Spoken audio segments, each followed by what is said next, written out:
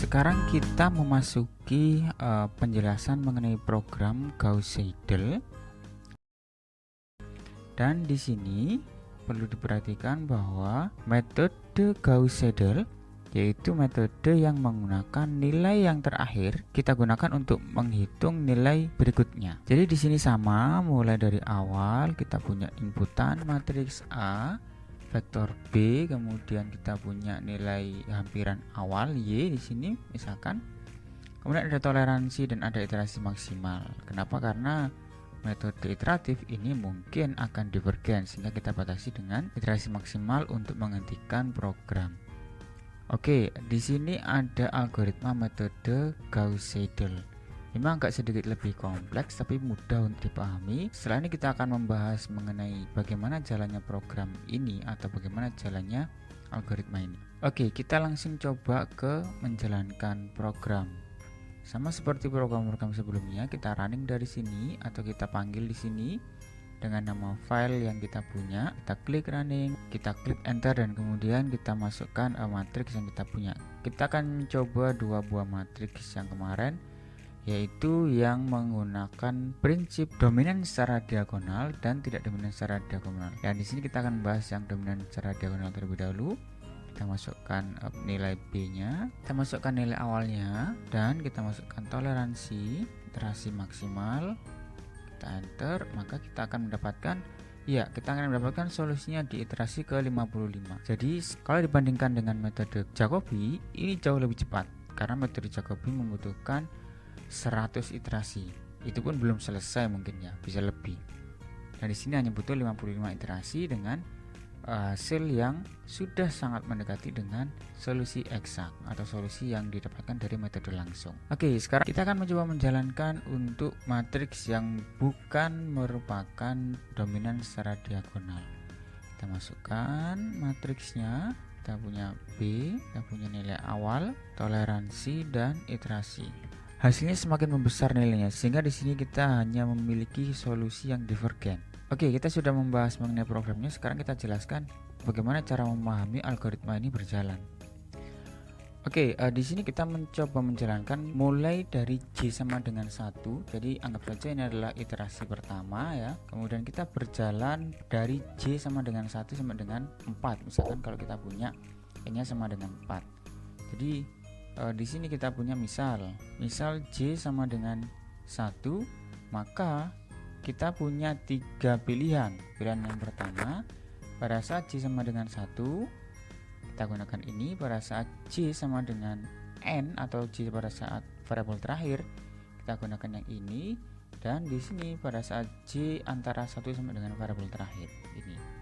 Jadi kita punya J sama dengan 1, di sini berarti X1 sama dengan B1 min A.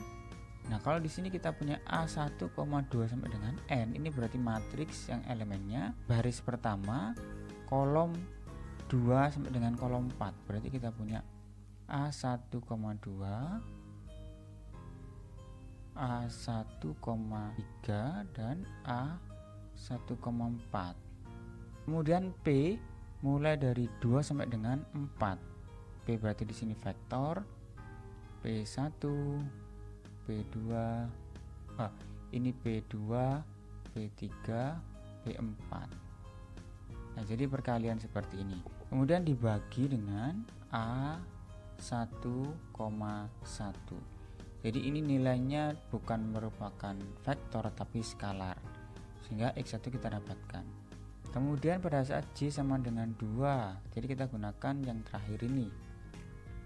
Pada saat J sama dengan 2, kita punya X2 sama dengan B2 min, dan di sini kita punya AJ,1 sama dengan J-1.